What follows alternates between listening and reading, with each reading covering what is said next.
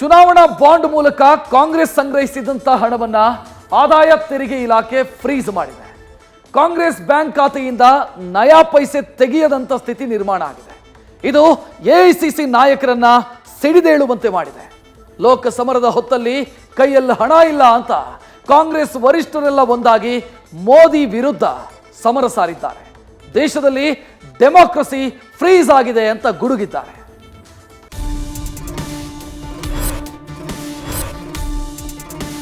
All our bank accounts have been frozen. So what sort of a democracy is this? This is a criminal action done by the Prime Minister and the Home Minister. It's very clear.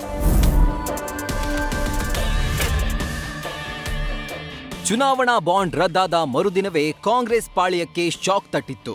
ಆದಾಯ ತೆರಿಗೆ ಇಲಾಖೆ ಅಧಿಕಾರಿಗಳು ಎಐಸಿಸಿಯ ಎಲ್ಲಾ bank ಅಕೌಂಟ್ಗಳನ್ನ freeze ಮಾಡಿದ್ರು. ಇದು ಲೋಕಸಭೆ ಚುನಾವಣೆ ಹೊತ್ತಲ್ಲೇ ಕಾಂಗ್ರೆಸ್ ಪಾಳ್ಯಕ್ಕೆ ಭಾರಿ ಹೊಡೆತ ಕೊಟ್ಟಿದೆ.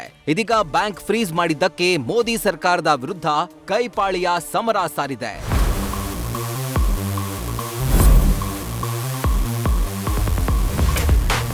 ಬ್ಯಾಂಕ್ ಖಾತೆಗಳು ಫ್ರೀಸ್, ಸಿಡಿದೆದ್ದ ಕೈ ತ್ರಿಮೂರ್ತಿಗಳು. ಮೋದಿ ಸರ್ಕಾರದ ವಿರುದ್ಧ ಎಐಸಿಸಿ ನಾಯಕರ ವಾಕ್ಸಮರ.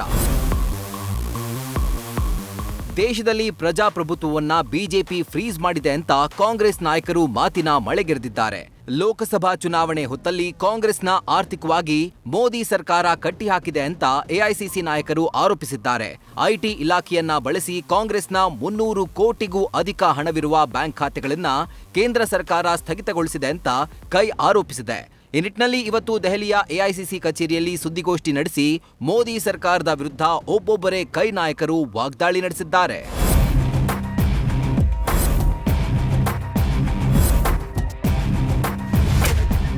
ಭಾರತದಲ್ಲಿ ಪ್ರಜಾಪ್ರಭುತ್ವವೇ ಇಲ್ಲ ಅಂತ ರಾಹುಲ್ ಕಿಡಿ.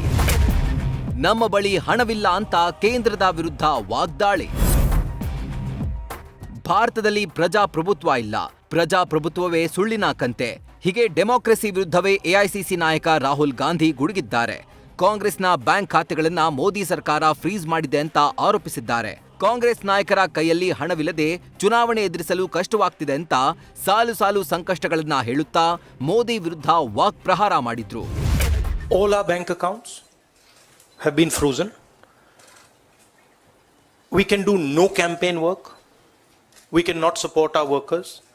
We cannot support our candidates. Our leaders cannot fly from one part of the country to the other. Forget fly. They can't take a railway train. We are unable to get slots for advertising. We are unable to put ads in newspapers. And so what sort of a democracy is this? This is a criminal action on the Congress party. And it's a criminal action done by the Prime Minister and the Home Minister. It's very clear.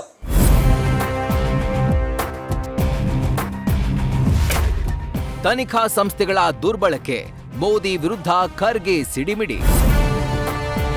AICC ಅಧ್ಯಕ್ಷ ಮಲ್ಲಿಕಾರ್ಜುನ ಖರ್ಗೆ ಕೂಡ bank ಖಾತೆಗಳ freeze ವಿರುದ್ಧ ವಾಗ್ದಾಳಿ ನಡೆಸಿದ್ದಾರೆ.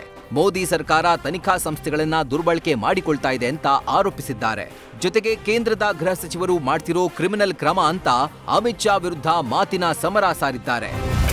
ಸಂವಿಧಾನಿಕ तथा न्यायिक संस्था जैसे आईटी, ईडी, इलेक्शन कमीशन, इन अपने दूसरे ऑटोनमस बॉडीज पर प्रत्यक्ष अथवा परोक्ष नियंत्रण हो. जिस चुनावी चंदा बॉन्ड को इलीगल और अनकॉन्स्टिट्यूशनल कहा, उस स्कीम के तहत मौजूदा सत्ताधारी दल ने हजारों करोड़ रुपए से ज्यादा अपने अकाउंट में भर लिया है. ಕೈ ದುರ್ಬಲಗೊಳಿಸಲು ವ್ಯವಸ್ಥಿತ ಪ್ರಯತ್ನ ಎಂದ ಸೋನಿಯಾ. ಕಾಂಗ್ರೆಸ್ನ ಬ್ಯಾಂಕ್ ಖಾತೆಗಳನ್ನ ಫ್ರೀಸ್ ಮಾಡಿರುವುದನ್ನ ಎಐಸಿಸಿ ಅಧಿನಾಯಕಿ ಸೋನಿಯಾ ಗಾಂಧಿ ಕೂಡ ಖಂಡಿಸಿದ್ದಾರೆ. ಕಾಂಗ್ರೆಸ್ ಪಕ್ಷವನ್ನ ಆರ್ಥಿಕವಾಗಿ ದುರ್ಬಲಗೊಳಿಸಲು ಮೋದಿ ವ್ಯವಸ್ಥಿತ ಪ್ರಯತ್ನ ಮಾಡಿದ್ದಾರೆ ಅಂತ ಮಾತಿನ ಚಾಟಿ ಬೀಸಿದ್ದಾರೆ. ವಿಪಕ್ಷಗಳ ವಿರುದ್ಧ ಕೇಂದ್ರ ಸರ್ಕಾರ ಹಣಕಾಸು ದಾಳಿ ನಡೆಸಿದೆ ಅಂತ ಆರೋಪಿಸಿದ್ದಾರೆ. As Congress President has just mentioned, this issue affects not just the Indian National Congress, it impacts our democracy itself. The finances of the principal opposition party, the Indian National Congress, are under a determined assault. ಒಟ್ಟಾರೆ ಚುನಾವಣಾ ಬಾಂಡ್ಗಳ ಮೂಲಕ BJP ಕೋಟಿ ಹಣ ಬಾಚಿದೆ. ಆದರೆ ನಮ್ಮ ಖಾತೆಗಳನ್ನ ಸ್ಥಗಿತಗೊಳಿಸಿದೆ. ಜೊತೆಗೆ ಲೋಕಸಭಾ ಚುನಾವಣೆಯಲ್ಲಿ ಗೆಲ್ಲಲು ಮೋದಿ ಅಡ್ಡದಾರಿ ಹಿಡಿದಿದ್ದಾರೆ ಅನ್ನೋದು ಕಾಂಗ್ರೆಸ್ ಆರೋಪ.